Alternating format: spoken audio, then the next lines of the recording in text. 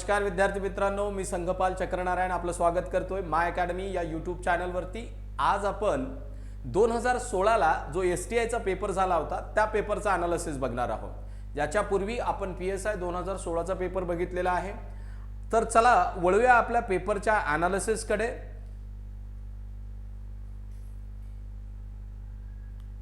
यामध्ये पहिला प्रश्न जो दिलेला आहे 61 नंबरला प्रश्न असा आहे, सिलेक्ट द करेक्ट सेंटेन्सेस। इथं 4 वाक्य दिलेले आहेत आणि त्यापैकी सेंटेन्सेस जे बरोबर आहेत ते शोधायला सांगितलेले आहेत। पहिलं सेंटेन्स काय, will you borrow me your pen.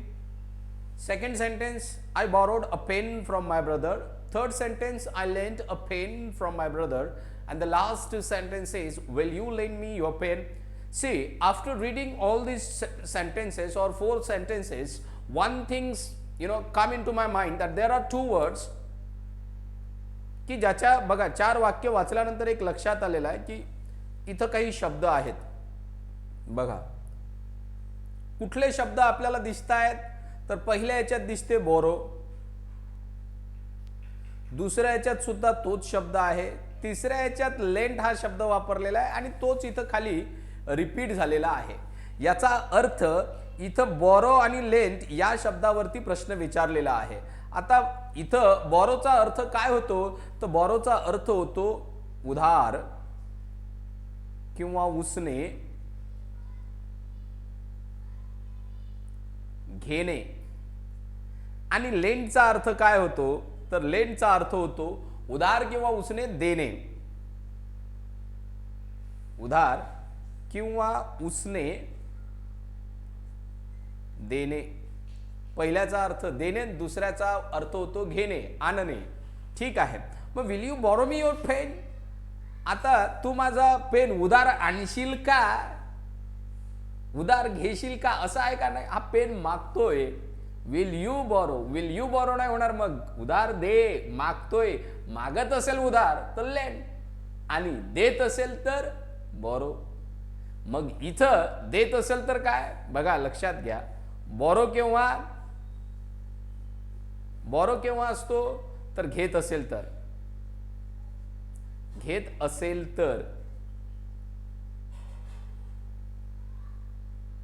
आणि लेंड केव्हा, देत असेल तर, लेंड देणे, बॉरो घेणे। मग आता हा काय करतोय, will you borrow me your pen. मग आता हा उधार, मग समोरचा व्यक्ती उधार घेतोय की उधार देतोय, मग त्याला द्यायचं आहे।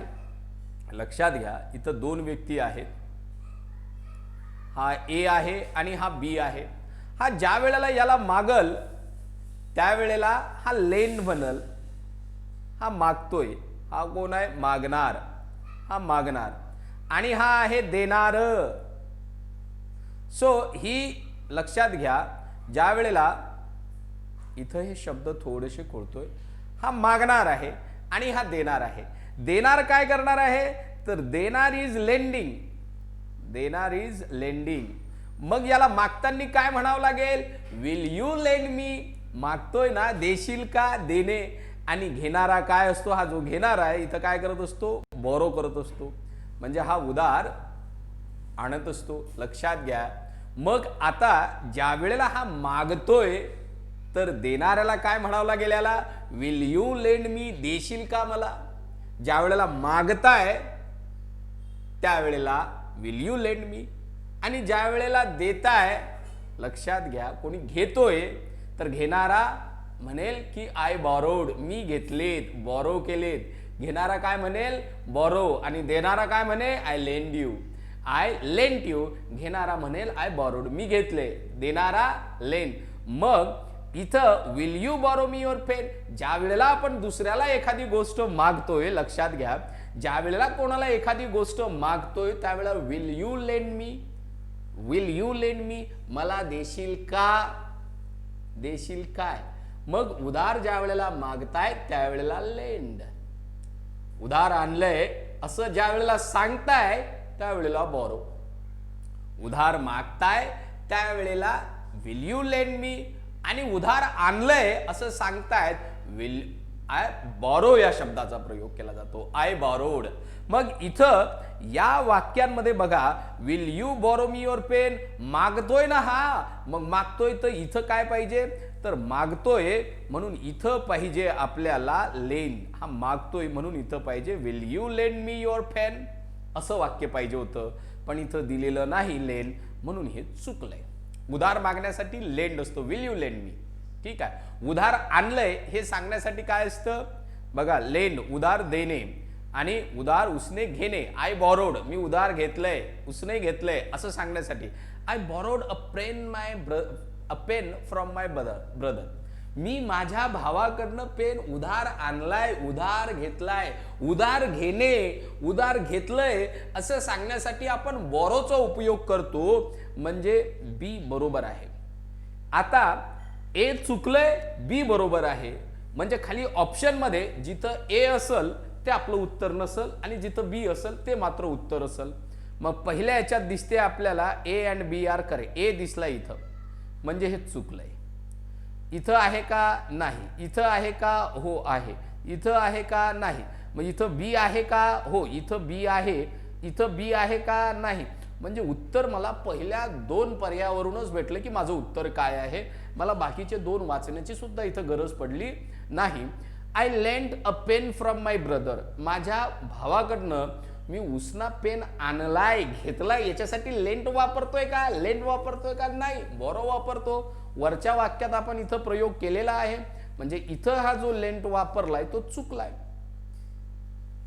मग बघा सी कुठं दिसतंय, आलेला आहे इथं हे, म्हणून सी इथं हे आपलं बाद झालेलं. चौथं, will you lend me your pen, तू मला तुझा पेन उधार देशील का, उसना देशील का, असा त्याचा काय होतो, अर्थ होतो. म्हणजे देशील का, मागतोय, म्हणून लेंड इथं बरोबर आहे. आणि त्याचमुळे बी आणि डी ज्या पर्यायात आहेत ते आपले उत्तर आहेत. आणि कुठं दिलेले आहेत, तर हे दिसतंय आपल्याला, हे दिलेलं आहे पर्याय क्रमांक 4 मध्ये, आणि म्हणूनच पर्याय क्रमांक 4 काय आहे, तर आपलं उत्तर आहे. Let's move to the next question. The next question is, the descent of the hill is very dangerous.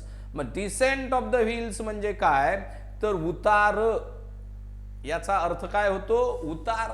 मग हे बरोबर आहे वाक्य डिसेंटचं. शी ऑलवेज विअर्स डिसेंट क्लोथ, आता उतार कपडे घालते का, नाही. मग चांगल्या कापडासाठी अर्थ आहे डिसेंट, हा आहे हे असं डिसेंट आहे. हा प्रश्न जो आहे तो होमोफोनचा प्रश्न आहे. हा प्रश्न जो आहे होमोफोनचा आहे. होमोफोन्स म्हणजे काय, तर ज्यांचा उच्चार सारखा आहे परंतु स्पेलिंग आणि अर्थ मात्र वेगवेगळे आहेत, त्यांना आपण होमोफोन्स म्हणतो. मग इथं आपल्याला दिसतंय की पहिलं ए बरोबर आहे आणि बी चुकलेलं आहे. मग identify the correct sentence or sentences, तर इथं सेंटेन्सेस करेक्ट नाहीत, सेंटेन्सेस करेक्ट आहे. आणि कोणतं, तर ए, आणि म्हणूनच पर्याय क्रमांक 1 जे आहे ते आपलं उत्तर आलेलं आहे. Let's move to the next question. The next question is, choose the correct option to fill in the blank. She felt sorry for her aunt. She felt sorry for her aunt. Choose the correct option to fill in the blank. मग इथं हा एक actually main clause आहे. She felt sorry for her aunt. हा main clause आहे. आणि याची ही जी दिलेली रिकामी जागा आहे ही भरण्यासाठी खाली 4 क्लॉजेस दिलेले आहेत. त्यापैकी एक क्लॉज निवडायचा आहे, तिथं फिट करायचा आहे. She felt sorry for her aunt, का, केव्हा, कसं पाहावं लागेल ना. Why she read her letter, अरे काही कारण आहे का, हे नाही. या गोष्टीचा काही कारण दाखवतंय का, नाही, मग त्यामुळे हे येणार नाही. She felt sorry for her aunt when she read her letter, तिचं पत्र, तिच्या आंटचं पेपर ज्या वेळेला, पत्र ज्या वेळेला तिनं वाचलं, लेटर ज्या वेळेला वाटलं, त्यावेळेला तिला तिच्या आंटसाठी फार दुःख वाटलं. मग हे मॅच होऊ शकतं, याला बाजूला ठेव. She felt sorry for her aunt which she read her, which हे येतं का, नाही. केव्हा तिला वाईट वाटलं, जेव्हा, केव्हा, जेव्हा, हा व्हेनचा it can connect, but still we are going to verify all the options. The last option is, then she read her letter. She felt sorry for her aunt, then she read. No, then can't come. We need a subordinate clause which will depend on the main clause, and that is the second one, केव्हा तिला वाईट वाटलं तिच्या aren't बद्दल, जेव्हा तिनं ते पत्र वाचलं तेव्हा. म्हणून पर्याय क्रमांक 2 जे आहे इथं त्याचं काय येतं, उत्तर येतं. Next question is choose the correct use of article. as. Now look at this word as means donkey. as means donkey, गाढव. मग as चा अर्थ as, मग हा आहे बरोबर आहे. मग हा कोणता साऊंड आहे, तर हा आहे नॅचरल साऊंड. नॅचरल साऊंड किंवा याला आणखी एक तुम्ही साऊंड शिकताय, याला तुम्ही वॉवल साऊंड सुद्धा म्हणू शकता, वॉवल साऊंड. आणि लक्षात घ्या, कुठल्याही सिंग्युलर काउंटेबल नाउनच्या आधी रिमेंबर, तुम्ही ज्या वेळेला कुठलंही सिंग्युलर काउंटेबल नाउन बघता, सिंग्युलर काउंटेबल नाउन बघता, तर त्याच्या अगोदर आपण इंडेफिनेट आर्टिकलचा उपयोग करतो. इंडेफिनेट आर्टिकल म्हणजे काय, ए किंवा एन.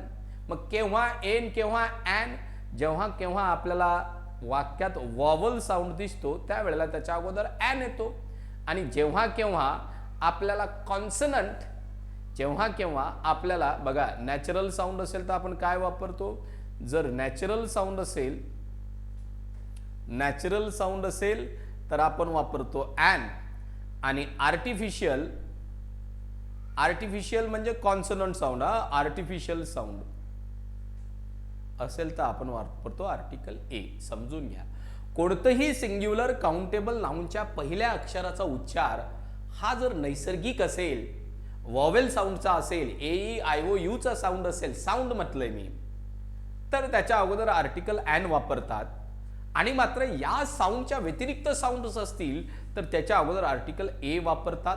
मग इथं दिसतंय की हा साऊंड कोणता आहे, तर हा नॅचरल आहे, म्हणजे इथं एन पाहिजे होतं पण त्यांनी आर्टिकल ए दिलंय, त्यामुळे हे चुकलंय. एन युनिकॉर्न हे चुकलेलं आहे. का चुकलेलं आहे, तर हा जो युनिकॉर्न इथं लिहिलेला आहे, लक्षात घ्या, युनिकॉर्न याचा जो यू आहे याचा साऊंड यू आहे, यू. आणि य जो आहे गाईचा य, हा कोणता साऊंड आहे, तर हा कॉन्सनंट साऊंड आहे. कोणता आहे हा, तर हा कॉन्सनंट साऊंड आहे, त्यामुळे याच्या अगोदर आर्टिकल ए यायला पाहिजे. इथं यांनी एन दिलंय म्हणून हे सुद्धा चुकलंय. म्हणजे जिथं ए आणि बी आहेत ते सर्व पर्याय गेलेत. हा सुद्धा गेला, हा सुद्धा गेला. उरतंय काय, the British Isles. The British Isles हे ॲब्सोल्युटली करेक्ट आहे. का करेक्ट आहे, कुठल्याही बघा ग्रुप ऑफ आयलँडचं नाव असेल, ग्रुप ऑफ आयलँडचं नाव ज्या वेळेला असतं, ग्रुप ऑफ आयलँडचं नाव असेल तर त्याच्या अगोदर आपण आर्टिकल द वापरू शकतो, एवढं लक्षात घ्या. म्हणून ब्रिटिश आइल्सच्या अगोदर आर्टिकल द आलेला आहे आणि ते बरोबर आहे. आणि म्हणूनच पर्याय सी जे आहे, ओनली सी म्हणजे पर्याय क्रमांक 4 हे आपलं उत्तर असेल. The next question is, ghost are not corporal beings in our schools. The children are not given any corporal punishments. Now see, this corporal is absolutely correct, but this corporal is incorrect. It has to be spelled corporeal. आता difference काय समजून घ्या, इथं दिलेला आहे तुमच्या याच्यासाठी. कॉर्पोरियलचा अर्थ होतो शारीरिक, relating to a person's body, specially as oppose to their spirit having a body, ज्याला शरीर आहे असा. मग इथं यांनी काय म्हटलेलं आहे, ghost are not corporal beings, म्हणजे भूत कसे असतात, त्यांना शरीर नसतं. मग ज्यांना शरीर, मग कॉर्पोरियलचा अर्थ होतो, याचा अर्थ होतो ज्याला शरीर आहे, तो ज्याला शरीर आहे. आणि यांनी काय म्हटलेलं आहे, नॉट म्हणजे ज्याला शरीर नाही. आता याचा अर्थ काय झालं, ज्याला शरीर नाही. मग केव्हा कॉर्पोरलला का नाही, इथं EAL असेल तर ghost are not corporeal beings हे असं ऍक्च्युली पाहिजे होतं, पण यांनी कॉर्पोरल वापरलंय, त्यामुळे हे चुकलंय. आणि हे मात्र बरोबर आहे. इथं कॉर्पोरल जो आहे, आता बघा कॉर्पोरल आणि कॉर्पोरियल दोघांचाही शारीरिक अर्थ होतो, पण यांना दोन वेगवेगळ्या अर्थाने वापरलं जातं. पनिशमेंट जर असेल, बॉडीली पनिशमेंट ज्या वेळेला असतं त्यावेळेला हे कॉर्पोरल वापरतात, आणि फक्त बॉडी म्हणून वापरायचं असेल तर हे कॉर्पोरियल वापरतात. लक्षात घ्या, कॉर्पोरियल. हॅव्हिंग बॉडी हा याचा अर्थ होतो, हॅव्हिंग बॉडी म्हणजे शरीर आहे, ठीक आहे. आणि कॉर्पोरल हा केव्हा वापरतात, तर हा बॉडीली पनिशमेंट असेल तर. हा केव्हा वापरतात, बॉडीली पनिशमेंट. समजून घ्या, बॉडीली पनिशमेंट असेल तर. बॉडीली म्हणजे काय, शारीरिक शिक्षासाठी. याला कशाचा, हा कशासाठी वापरला जातो, शारीरिक शिक्षा. शारीरिक शिक्षा असेल तर आपण या कॉर्पोरलला वापरतो. आणि शारीरिक शिक्षा नसेल, एक बॉडी म्हणून बोलल्या जात असेल, ज्याचं शरीर आहे त्याच्याबद्दल बोललं जात असेल, तर या कॉर्पोरियलचा उपयोग करतात. हे एवढं आपल्याला लक्षात ठेवायचं आहे. आणि इथं बॉडी म्हणून वापरायचं आहे. पहिल्या याच्यात कॉर्पोरियल घोस्ट बद्दल बोलतंय, इथं हा बॉडी म्हणून यायला पाहिजे. मग बॉडी म्हणून येण्यासाठी इथं कॉर्पोरल येणार नाही, कॉर्पोरियल येणार आहे, कॉर्पोरियल येणार आहे. आणि ते इथं दिलेलं नाही, त्यामुळे ते चुकलेलं आहे. परंतु हे बरोबर आहे. जिथं ओनली बी असेल ते आपलं उत्तर पर्याय क्रमांक 2 मध्ये दिलेलं आहे, म्हणून पर्याय क्रमांक 2 आपलं आन्सर आहे. Let's move to the next question. The next question is select the correct alternative with the word spelled correctly. लक्षात घ्या, हा प्रश्न एम्बॅरेस हे चुकलेला आहे, एम्बॅरेस इथं चुकलेला आहे, इथंही चुकलेला आहे, इथं मात्र बरोबर आहे, इथंही मात्र बरोबर आहे. EMBARR इथं एकच आर आहे ना पहिल्या याच्यात, म्हणजे हे सुद्धा चुकलेलं आहे. हे तिन्ही चुकलेले आहेत. मग हे उत्तर असायला पाहिजे, परंतु बाकीचे पर्याय आपण चेक करून घेणार आहोत. हे असणार, होऊ शकतं, कॅन बी, मी म्हणू शकत नाही. Accommodation yes, sizeable yes. या सिजेबलचा 2 प्रकारे स्पेल केलं जातं. हेही सिजेबल बरोबर आहे आणि हेही सिजेबल जे आहे साइजेबल बरोबर आहे. परंतु इथं हा ॲक्सेसरी मात्र चुकलेला आहे. हा ॲक्सेसरी असा स्पेल्ड केला जातो. म्हणजे हे 2 जे हा जो खालचा पर्याय जो आहे उरलेला तो सुद्धा चुकलेला आहे. म्हणून हा प्रश्न जो आहे 2016 साली कॅन्सल झाला होता. कारण इथं ॲक्सेसरीचं स्पेलिंग ORY पाहिजे होतं, शेवटी ACCESSORY असं पाहिजे होतं, परंतु त्यांनी ARY दिलंय. त्यामुळे हा पर्याय सुद्धा उत्तराच्या शर्यतीतून बाद होतो आणि म्हणून हा प्रश्न 2016ला कॅन्सल झालाय. नेक्स्ट प्रश्नावरती वळूया. The next question is the money was spent without parliamentary authority. मग पार्लिमेंटच्या ऑथॉरिटी विना वापरलेत म्हणजेच काय, इथं याचा कंटेक्स्च्युअल म्हणजे पार्लिमेंटच्या कंट्रोल विना वापरलंय का, नाही, कंट्रोल नाही होणार, ताब्याविना. इन्फ्लुएन्स आहे का, काही अफेक्ट करतंय का, नाही.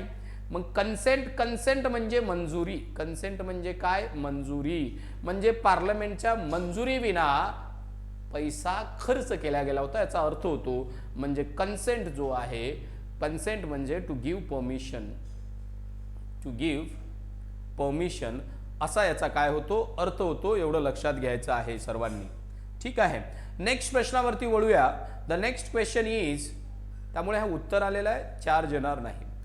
The next question is choose the correct sentences. The first is here is the information for which you asked for चुकले, 2 वेळा नाही येणार एकाच ठिकाणी, त्यामुळे ए जिथं असेल ते आपलं उत्तर असणार नाही.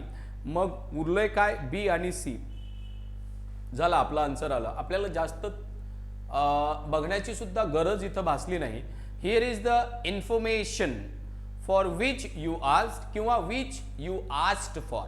एकतर फॉर इथं वापरा, एकतर फॉर इथं वापरा. 2 पैकी एक कुठलाही जरी आपण इथं फॉर प्रेपोजिशन एक काढलं तरीही आपलं उत्तर किंवा हे वाक्य बरोबर असतं, एक जरी काढलं असतं तर. परंतु ते दोन्ही ठिकाणी वापरलेलं आहे, त्यामुळे हे चुकलेलं आहे.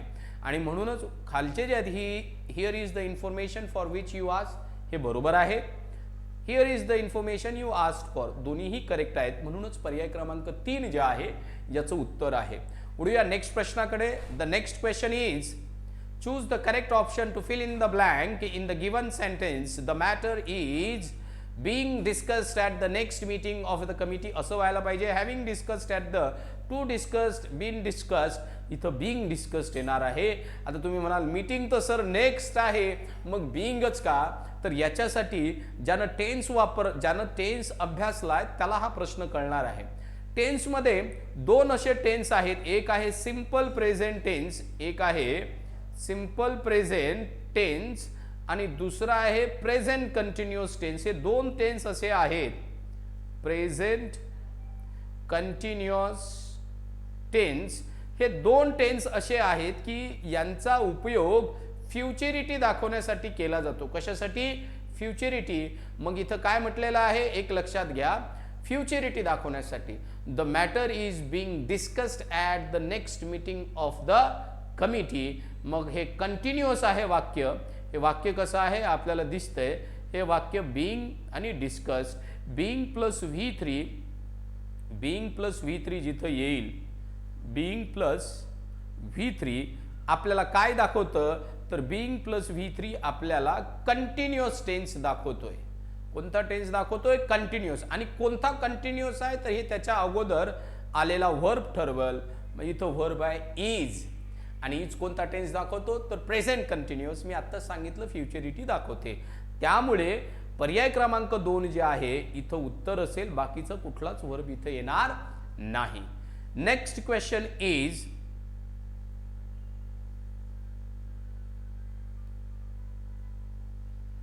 Choose the correctly spelled word. तर इथं करेक्टली स्पेल्ड वर्ड विचारलेला आहे, तर त्याच्यासाठी हा करेक्ट आहे BUREAUCRACY, ब्युरोक्रेसी. हे बरोबर नाही, त्यामुळे पर्याय 2 याचं आन्सर आहे. Next question is, choose the correct sentence. The Mankind should love the nature. इथं दोन शब्द वापरलेले आहेत, Mankind should love the nature, the Mankind should love the nature, Mankind should love the nature. दोन शब्द आहेत बघा, एक आहे मॅन आणि दुसरा आहे नेचर. मॅन आणि दुसरा आहे नेचर. हे असे शब्द आहेत की ज्यांना वाईडेस्ट सेन्समध्ये ज्या वेळेला आपण वापरतो त्यावेळेला यांच्या पुढे कोणतंही आर्टिकल वापरलं जात नाही. Wien used in largest sense they don't take any article, they don't take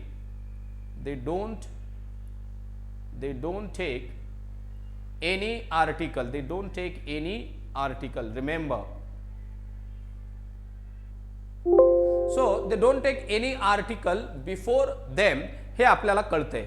मग इथं मॅनकाइंडच्या अगोदर, लुक ॲट दिस सेंटेन्सेस, इथं मॅनकाइंडच्या अगोदर आर्टिकल द आलेला आहे, इथं नेचरच्या अगोदर द आलेला आहे, म्हणजे हे चुकलं. इथं मॅनकाइंड येस ॲब्सोल्युटली करेक्ट, मात्र नेचरच्या अगोदर आर्टिकल द, त्यामुळे हे चुकलं. तिसरं द मॅनकाइंड, इथं मॅनकाइंडच्या अगोदर आर्टिकल आलेला आहे, त्यामुळे हे चुकलं. परंतु शेवटचा चौथा पर्याय जो आहे मॅनकाइंड शुड लव्ह नेचर, हे ॲब्सोल्युटली करेक्ट आहे आणि म्हणूनच तो पर्याय आपलं उत्तर असणार आहे. Let's move to the next question. The next question is, have you been there, you would have won the prize. हे चुकलेलं आहे. You would have, had would हॅवचं हे कन्स्ट्रक्शन असते. इथं काय पाहिजे होता? हॅड पाहिजे होता, त्यांनी हॅव दिलेला आहे, त्यामुळे हा पर्याय चुकला. म्हणजे जिथं ए असेल ते आपलं उत्तर असणार नाही. मग उरतंय काय? Only B. Though I had completed all my assignments, though I had completed all my assignments, I did not get credit for them. हे ॲब्सोल्युटली करेक्ट आहे बी. का करेक्ट आहे? तर इथं टेन्सचा प्रश्न आहे. अगेन ज्यानं टेन्स वाचलं असेल त्याला हे कळणार आहे. टेन्स आहे आणि टेन्सचा इथं सिक्वेन्स बोललेला आहे.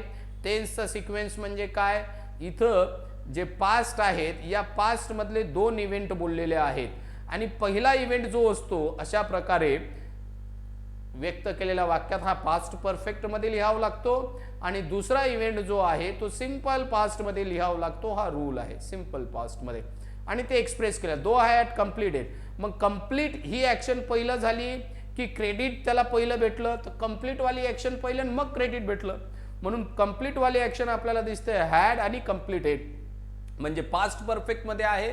तर हा डीड आपल्याला इथं सिंपल पास्ट दाखवतोय, त्यामुळे ऑप्शन बी जे आहे ते आपलं आन्सर आहे. Next question is, choose the correct sentence or sentences. Did you ask somebody to come? Did you ask somebody to come? No, it should be did you ask anybody to come? इथं ज्या वेळेला question किंवा नेगेटिव्हमध्ये generally एनीचा उपयोग करतात. Question किंवा negative सेंटेन्समध्ये in general any याचा शब्द या ॲडजेक्टिव्हचा उपयोग केला जातो. परंतु इथं जे आहे इंडेफिनेट प्रोनाउन वापरलेला आहे, ते एनीपासून तयार होणारं जे इंडेफिनेट प्रोनाउन आहे ते एनीबडी आहे. Did you ask anybody to come, did you ask anyone to come, या दोनपैकी एक येऊ शकलं असतं, पण इथं समबडी आहे, त्यामुळे हे चुकलंय. याचा अर्थ जिथं जिथं ए आहे तो पर्याय आपला उत्तरातून बाद झाला. पहिल्या त्याच्यात लक्षात आलं, उरलंय काय B. Only B is correct. One must not praise oneself, हे ॲब्सोल्युटली करेक्ट आहे. One can not be too careful of his good name. इथं काय एरर आहे ते समजून घ्या. इथं वन आहे आणि वन साठी जे पॉझिटिव्ह ॲडजेक्टिव्ह वापरलं जातं ते असतं ONE ॲपॉस्ट्रोफी एस. म्हणजे हे वाक्य अशा प्रकारे पाहिजे होतं, one can not be too careful of one's good name, of one's good name, हे अशा प्रकारे पाहिजे होते. हे लक्षात ठेवायचं आहे की कुठं जर तुम्हाला वाक्यात वन दिसला, हा शब्द प्रयोग झालेला दिसला, तर याच्यासाठी पॉझिटिव्ह ॲडजेक्टिव्ह जे येते ते वन्स येते आणि याच्यासाठी रिफ्लेक्सिव्ह किंवा एम्फॅटिक प्रोनाउन जे असतं ते असतं वन सेल्फ. काय असतं? One self. हे लक्षात घ्यायचं आहे. त्यामुळे हे वाक्य जे आहे दिलेलं सी हे चुकलेलं आहे, कारण तिथं हीच वापरलेलं आहे वन सेल्फ ऐवजी. Now let's move to the next question. The next question is hungry dogs bark throughout the day. Identify the correct sentence or sentences in which the underlined term is used as a clause. आता ह्याच वाक्याला खाली काय केलं आहे त्यांनी, एक complex सेंटेन्समध्ये त्यांनी कन्वर्ट केलेलं आहे आणि आपल्याला विचारलंय की कोणतं असं सेंटेन्स आहे की त्याच्यात ही हंग्री डॉग्स जी टर्म आहे ती क्लॉज म्हणून आलेलं आहे. बघूया. Dogs without food bark throughout the day, हे चुकले, याच्यात नाही. क्लॉज म्हणजे काय तर लक्षात घ्या, when I say clause, subject plus verb हे कॉम्बिनेशन ज्या वेळेला एकत्र येतं त्यावेळेला क्लॉज बनतं. मग इथं dogs without food bark throughout the day, मग इथं व्हर्ब किती आहे? एकच व्हर्ब आहे. किती व्हर्ब आहे? एकच व्हर्ब आहे. मग आपल्याला डॉग्स, हंग्री डॉग्स याचा एक वेगळा क्लॉज तयार करायचा, एक वेगळा, म्हणजे वाक्यात दोन क्लॉज असले पाहिजे. पण इथं या वाक्यात किती क्लॉज आहेत? One clause. त्यामुळे हे आपलं उत्तर असणार नाही. इथं किती क्लॉज आहेत? एकच क्लॉज आहेत. मग त्यामुळे पर्याय ए नाही. Dogs that have no food bark throughout the day, हे बरोबर आहे. का बरोबर आहे? इथं दोन क्लॉजेस आहेत. आता तुम्ही म्हणाल कुठले?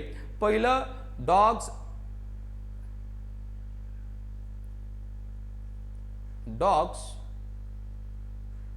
Bark throughout the day, throughout the day, हे एक लक्षात घ्या. आणि दुसरा आहे that have no food, that have no food. इथं दोन क्लॉजेस आहेत बघा. एक का? कारण इथं एक वर्ब आहे, इथं एक वर्ब आहे. दोन वर्ब, दोन क्लॉजेस, मग याच वाक्यात आहे, म्हणून हे वाक्य ॲब्सोल्युटली करेक्ट आहे. आणि त्याचमुळे हे दिलेलं कुठे आहे? पर्याय क्रमांक 2 मध्ये. आणि म्हणून पर्याय क्रमांक 2 जे आहे फक्त, म्हणजे ओनली बी जे आहे हे आपलं उत्तर आहे, only B. Let's move to the next question. The next question is choose the option which correctly describe the function of clauses printed in capitals. इथं क्लॉज ओळखायच्या. जनरली काय? थोडक्यात आयडेंटिफाय क्लॉजेस.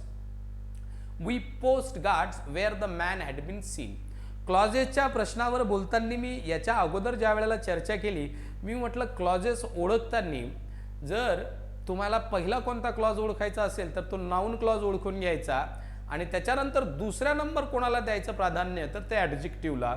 आणि कसं ओळखायचं याच्यावरती मी सविस्तर चर्चा ही मागील लेक्चर्समध्ये केलेली आहे.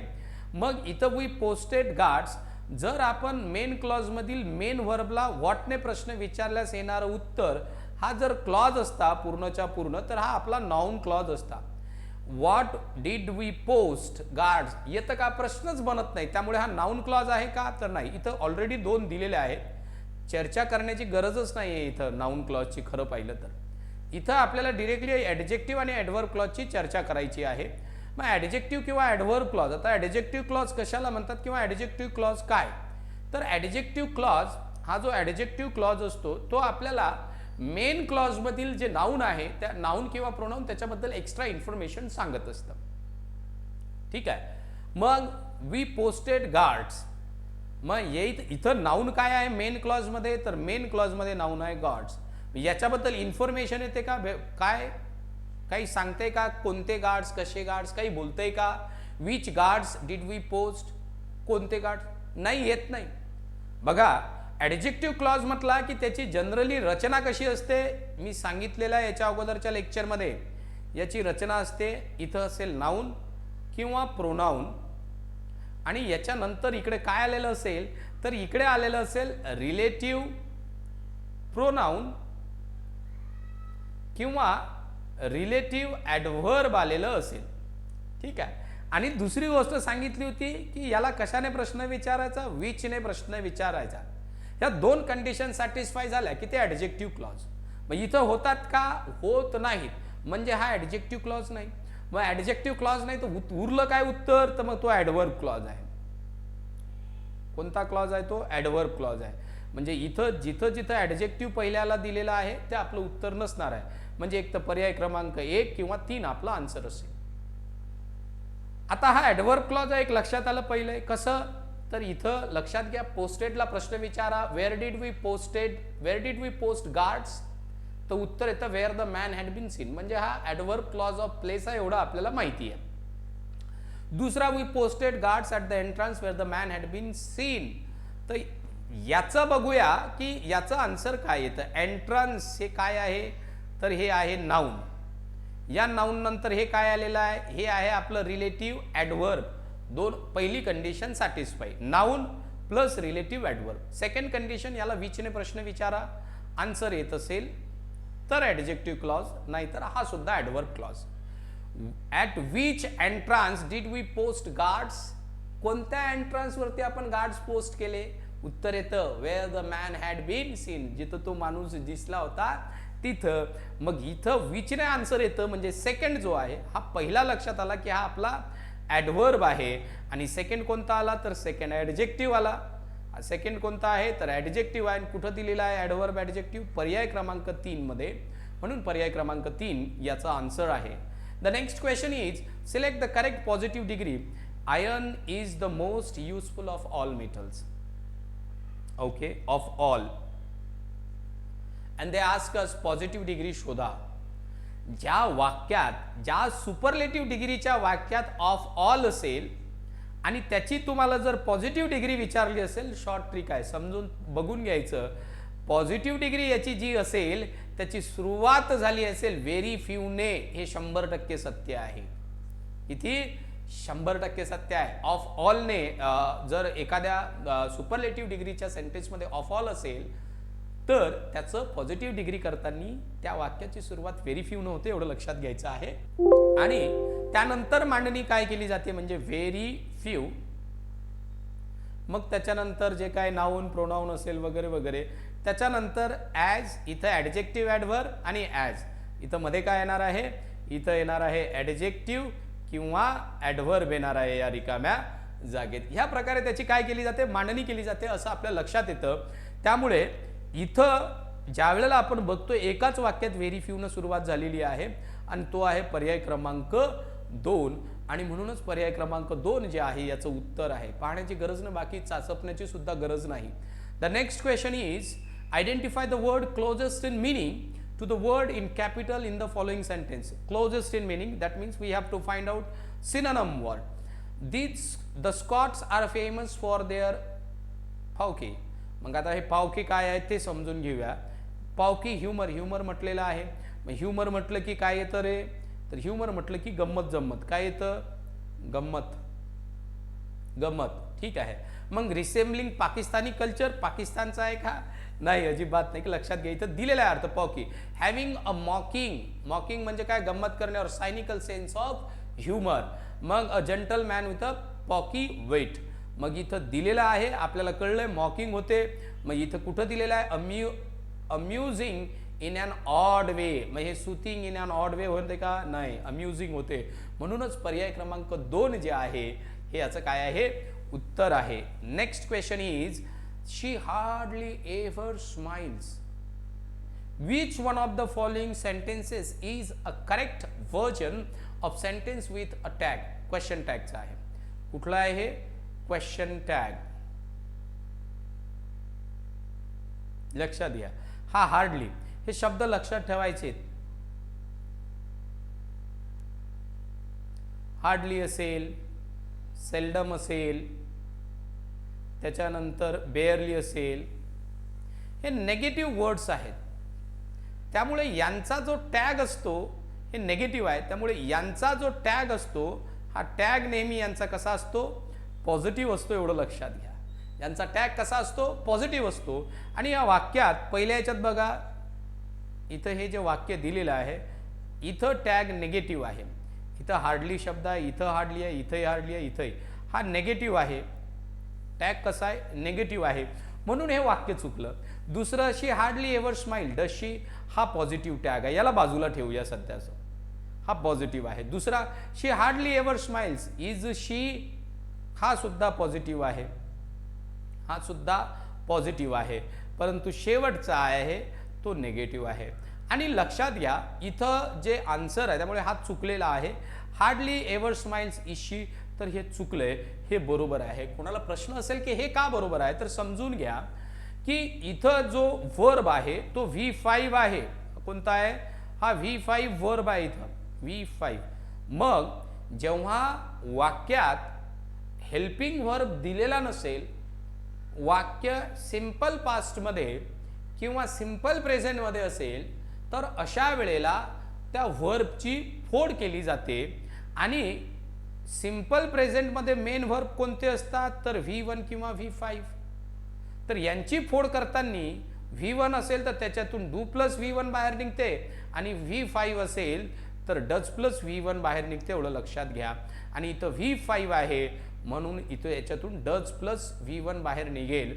पण इथं V1 लिहिल्या जाणार नाही. यातला फक्त याची फोड करताना याच्यातला फक्त हेल्पिंग व्हर्ब घेतला जाईल आणि त्याच्यानंतर सब्जेक्ट लिहिला जाईल. आणि तो फक्त पर्याय क्रमांक 2 मध्ये दिलेला आहे. आणि म्हणूनच पर्याय क्रमांक 2 जे आहे या प्रश्नाचं उत्तर आहे. Next question is match the following in terms of their meaning. इथं दिलेलं आहे सॅव्ही, सॅव्हियर, सिझम, टॉर्नॅडो. लक्षात येतं आपल्याला सॅव्ही म्हणजे काय, तर सॅव्ही म्हणजे प्रॅक्टिकल नॉलेज. म्हणजे पहिल्या याला चौथं जिथं असेल ते उत्तर, म्हणजे एक तर पर्याय क्रमांक 1 किंवा 4 उत्तर असेल, दुसरं तिसरं नाही. सेकंड याला सुद्धा सेकंडचा आहे सॅव्हियर, याचं दिलेला आहे, त्याचा अर्थ होतो इंटरेस्ट, रुची, हा त्याचा अर्थ होतो. इथं दिलेला इंटरेस्ट किंवा रुची, ज्याला आपण म्हणू स्वाद सुद्धा होऊ शकतो, टेस्ट सुद्धा होऊ शकतो, वेगवेगळे अर्थ होतात, मी देणारच आहे.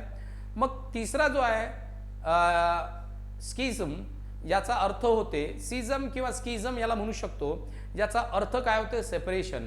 म्हणजे एखाद्या गटात दुफडी पडणे. जसं आज शिवसेनेत काय पडलेली आहे, दुफडी, तर त्या दुफडीला शब्द काय, तर ते आहे स्किझम. काय आहे ते? स्किझम. म्हणजे एकाच गटाचे 2 भाग होणे.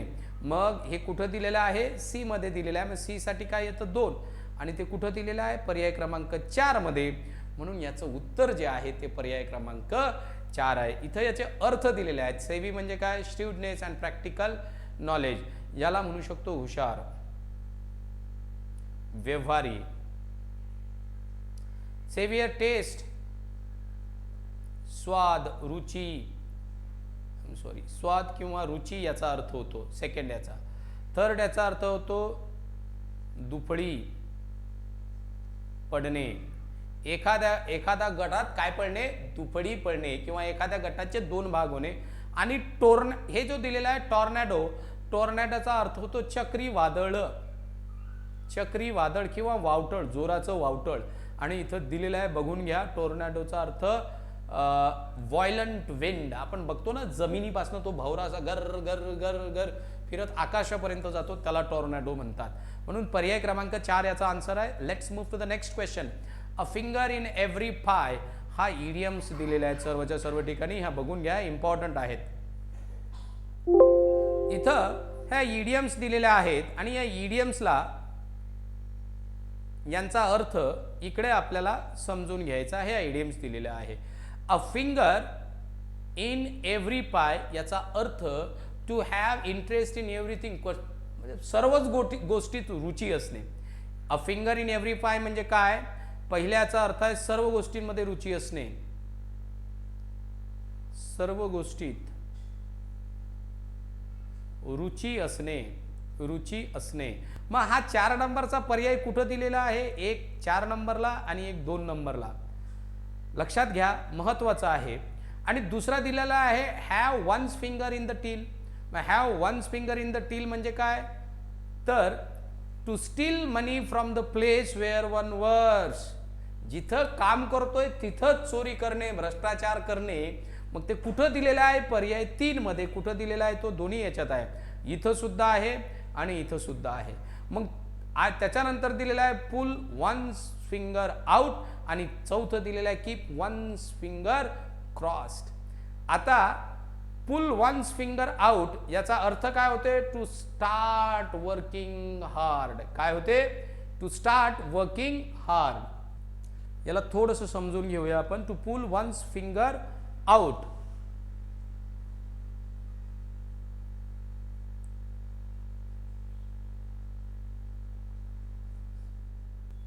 तर याचा अर्थ पुल वन्स फिंगर आउट याचा अर्थ होते टू स्टार्ट वर्किंग हार्ड. मग कुठं दिलेलं आहे ते? इथं दिलेलं आहे 2 नंबरला.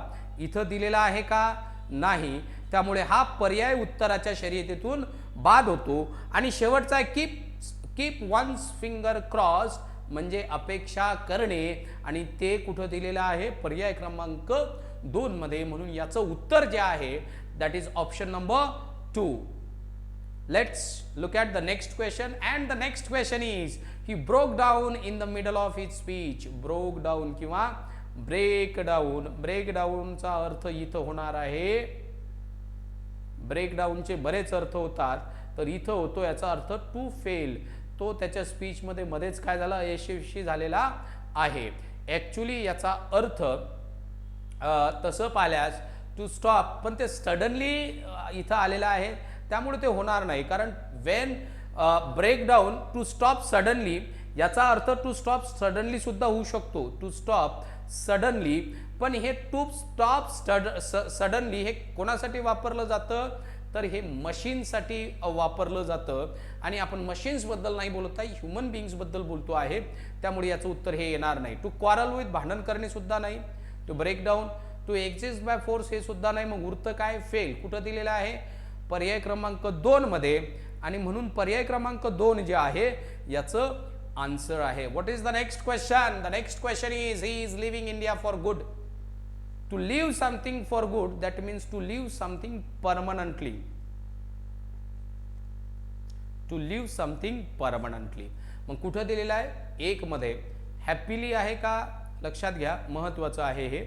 याचा अर्थ हॅपीली होतो का? तर नाही. याचा अर्थ हॅपीली होत नाही. विथ ग्रीफ दुःखाने, आनंदाने, टेम्पररी नाही, परमनंटली होते. पहिलं सांगितलेलं आहे. कुठं दिलेलं आहे? ए ऑप्शन नंबर 2 मध्ये. म्हणून ऑप्शन नंबर 2 जो आहे तो आपलं उत्तर आहे. चला ओढूया नेक्स्ट प्रश्नाकडे. What is the next question? Now the next question is he was blank to prove the correctness of the press report. मग called on, called upon, called at, called off. ठीक आहे. मग कॉल्ड ऑन चा अर्थ काय होतो? तर called on चा अर्थ होतो बोलवणे. काय होतो? बोलवणे. He was called on to prove the correctness of the press report. Press report. लक्षात घ्या, याला थोडंसं हे करूया. कॉल्ड ऑन, कॉल्ड अपॉन इथं होणार आहे. एक लक्षात घ्या. He was called upon to prove the correctness of the press report. Called on याचा अर्थ होते to pay short visit. उडती भेट ज्याला म्हणू. याचा मराठीत अर्थ काय होतो? उडती भेट. उडती भेट. चालता चालता भेटणे. चालता चालता भेटणे हा त्याचा अर्थ होतो. आता एक लक्षात घ्या, इथं दिलेले आहेत कॉल ऑनचा to pay a visit to someone. He is planning to call on Katherina. Okay, whatever. दुसरा आहे, दुसरा जो अर्थ आहे make use of someone or something as a source of help. कोणाचा तरी मदत म्हणून to make use of someone or something as a source of help, मदतीचा म्हणून उपयोग करणे. We are able to call on academic staff. ठीक आहे, मदतीचा सोर्स म्हणून इथं कॉल ऑनचा काय झालेला आहे, उपयोग झालेला आहे, हे अर्थ होतात.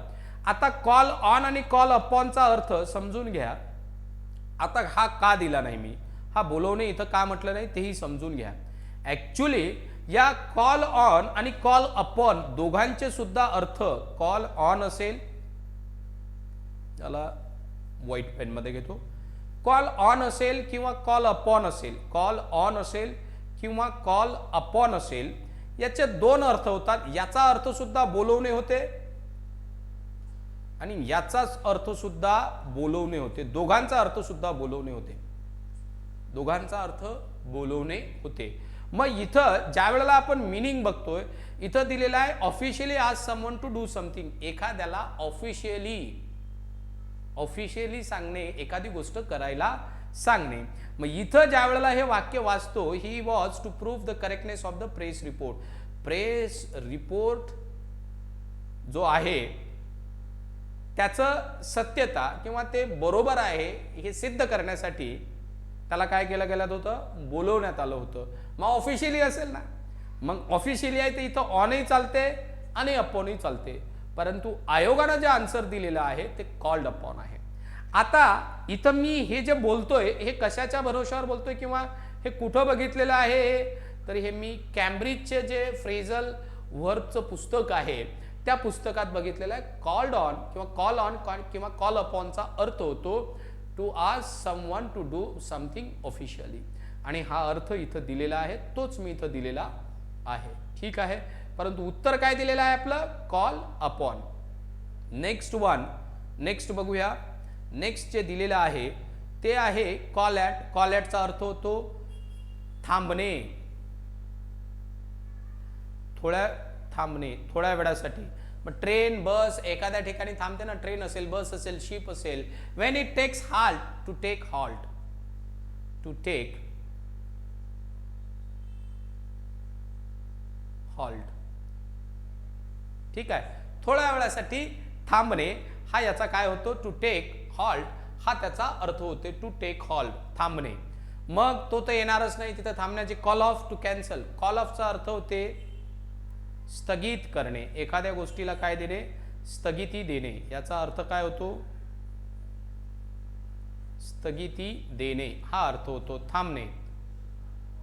किंवा order a person order, again स्थगिती देणे, थांबणे, थांबवणे या अर्थाने सुद्धा याला वापरलं जातं. आता हे बघितल्यानंतर एक आपल्या लक्षात येतं, समजून घ्या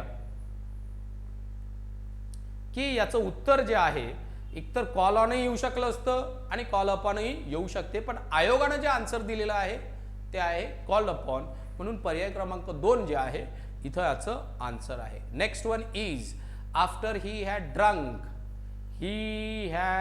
ड्रंक. मग हा पहिला काय आहे, यांनी काय म्हटलेलं आहे ते समजून घेऊया. मग आय साठी हा काय आहे, मग हॅडच्या नंतर हॅव, हॅज किंवा हॅड नंतर नेहमी V3 वापरला जातो, म्हणजे हा वर्ब आहे. पहिला काय आहे, वर्ब, म्हणजे पहिल्याला काय येणार आहे, तर येणार आहे वर्ब सी. कुठं दिलेला आहे, पर्याय क्रमांक 3 मध्ये, आणि म्हणून पर्याय क्रमांक 3 जे आहे इथं आन्सर आहे. दुसरं the whisky, the drunk was very, the drunk.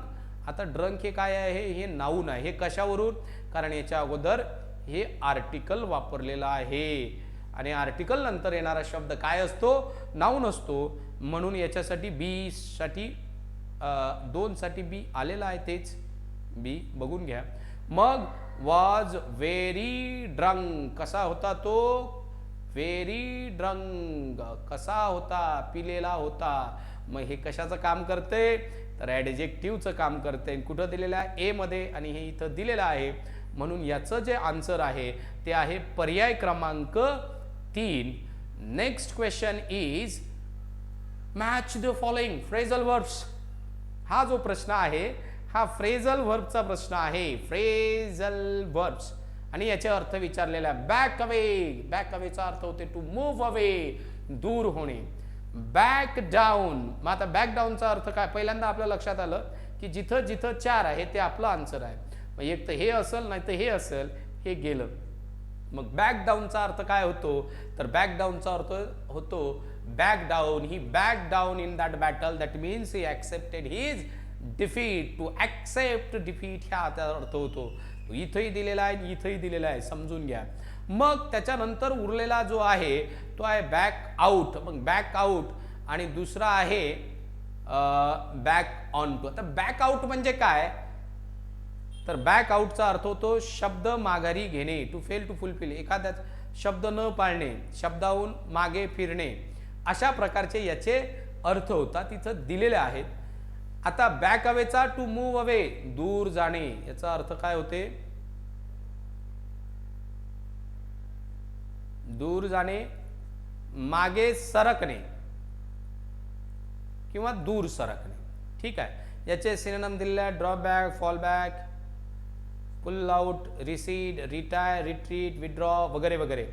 Back down to admit that you are wrong or that you have defeated. चूक किंवा पराभव स्वीकारणे,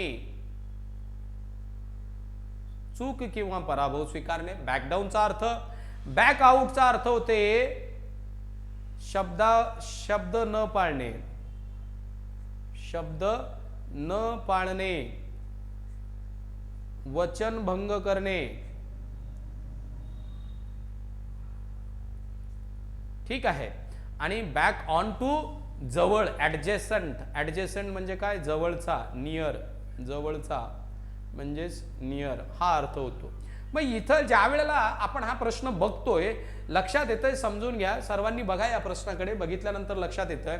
मग बॅक अवेचा अर्थ झालेला मूव्ह अवे. मग बॅक डाऊनचा अर्थ काय झालेला आहे, तर to accept the defeat, 3 number. परंतु बॅक आउटचा अर्थ to fail to fulfil a promise, एखाद्याला दिलेलं वचन न पाळणे किंवा पूर्ण करू न शकणे, हा त्याचा अर्थ होतो. आणि तो कुठं दिलेला आहे, तर तो पर्याय क्रमांक 4 मध्ये दिलेला आहे. कुठं दिलेला आहे, बॅक आउटसाठी, सी साठी 2 नंबरचं ऑप्शन ते दिलेलं आहे पर्याय क्रमांक 4 मध्ये. म्हणून पर्याय क्रमांक 4 जे आहे याचं उत्तर आहे. 3 उत्तराच्या शर्यतीतून बाद होते. आणि बॅक ऑन टू म्हणजे काय, टू बी नियर टू, एखाद्याच्या शेजारी असणे, एखाद्याच्या शेजारी असणे. आणि याच्यावरती एक प्रश्न आलेला आहे, टू बी नियर टू, ऍडजेसंटला, आणि तो होता कॉन्टॅग्युअस. बघा 2000 कॉन्टॅग्युअस असा एक आला होता. आणि कॉन्टॅग्युअस आणि कंटेजियस या 2 शब्दावरती बरेचदा प्रश्न विचारण्यात आलेला आहे, लक्षात घ्या. फक्त इथं सेन्स थोडासा वेगळा आहे, कॉन्टॅग्युअस शब्द वापरलेला नाही. तर इथं बॅक ऑन टू हा शब्द वापरलेला आहे. Let us move to the next question. And the next question is, which of the following prefixes are used in formation of antonyms? Antonyms form करताना यापैकी कुठलं प्रिफिक्स जे आहे यांनी दिलेलं आहे, प्रिफिक्स वापरलं जातं, तर यस, इंडिफरन्स, डिसअग्री, त्यामुळे हे सुद्धा येतं. यस, ए सुद्धा येतं.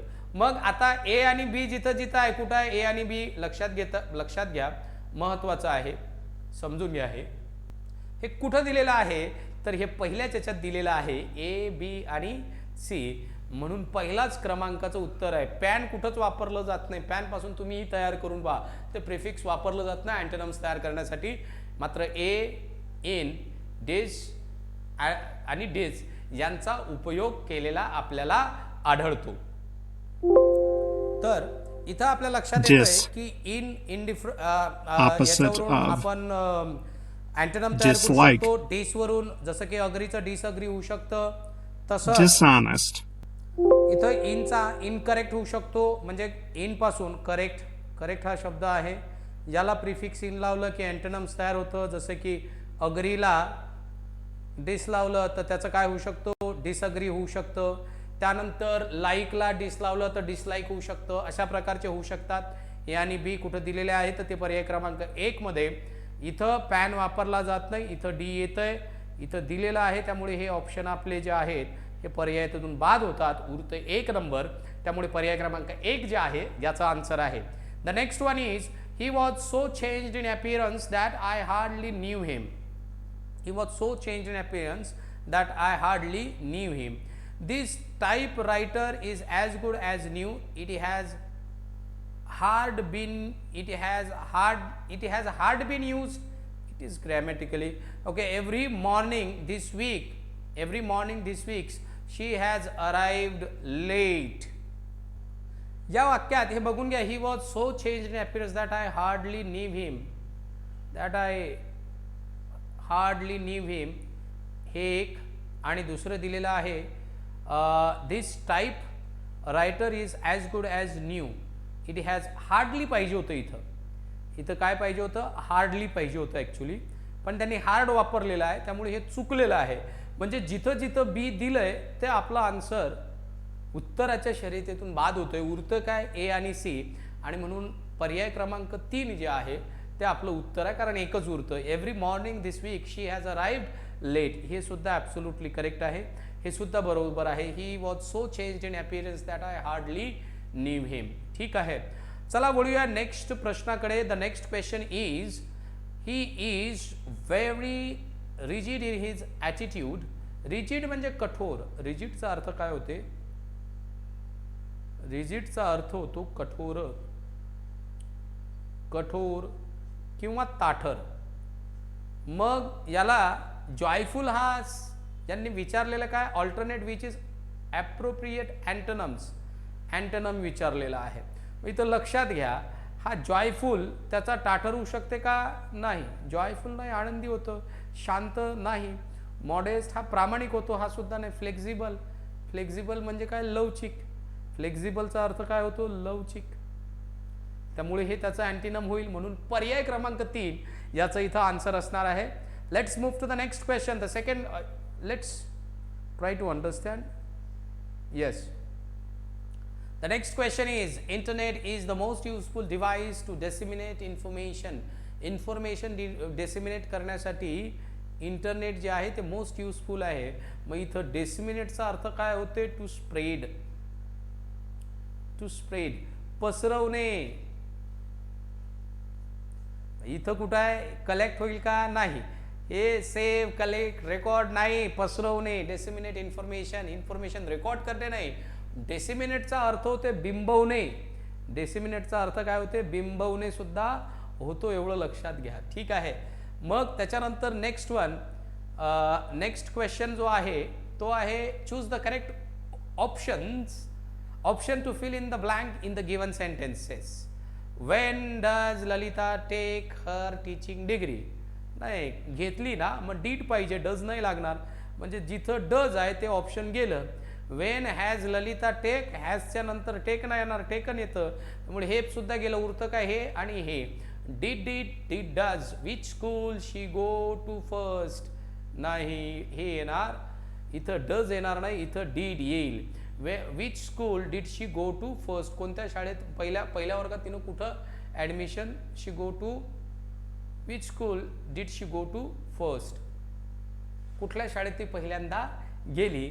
मग त्यामुळे पर्याय क्रमांक 2 येणार आहे, 3 येणार नाही.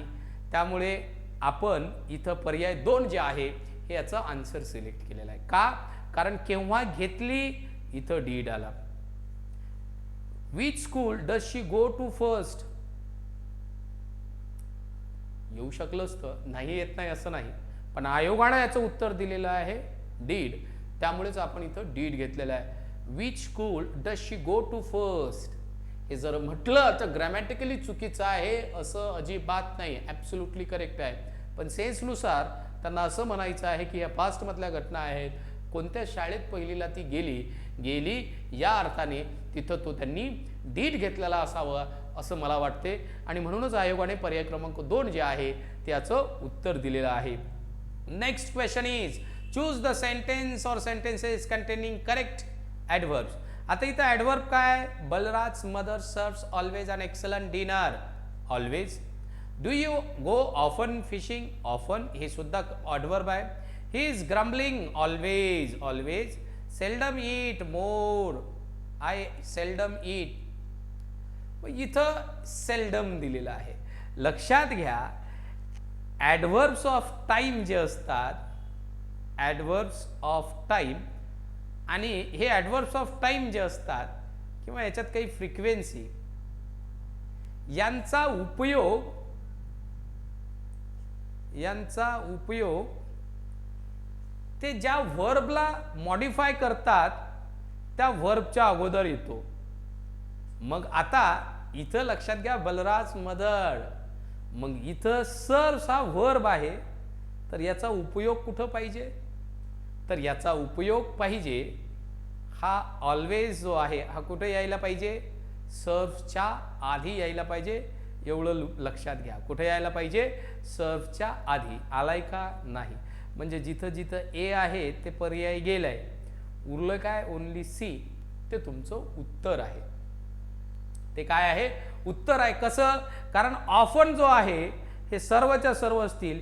हे सर्वच्या सर्व या वाक्यात जे दिलेले व्हर्ब्स आहेत, म्हणजे सर्व्स असेल, त्याच्यानंतर ऑफन असेल, त्याच्यानंतर ऑलवेज असेल किंवा त्याच्यानंतर सेल्डम असेल, हे सर्वच्या सर्व ॲडवर्ब ऑफ टाईम आणि फ्रिक्वेन्सी आहे आणि यांचा उपयोग व्हर्बच्या आधी पाहिजे. तो फक्त डी मध्ये दिलेला आहे आणि ते पर्याय क्रमांक 2 मध्ये आहे. म्हणून पर्याय क्रमांक 2 आपण ॲज अन आन्सर इथं सिलेक्ट केलेला आहे. Let us move to the next question. The next question is he is than I expected. He is later than I expected.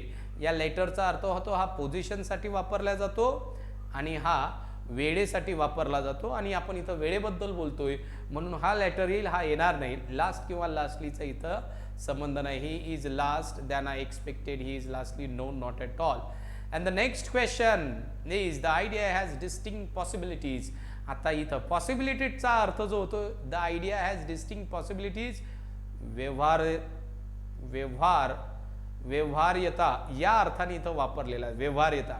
आणि ते कुठं दिसतंय? प्रॉस्पेक्ट्समध्ये. चान्सेस हा अर्थ होतो पॉसिबिलिटीजचा, चान्सेस. पण चान्सेस अर्थाने वापरले आहे का?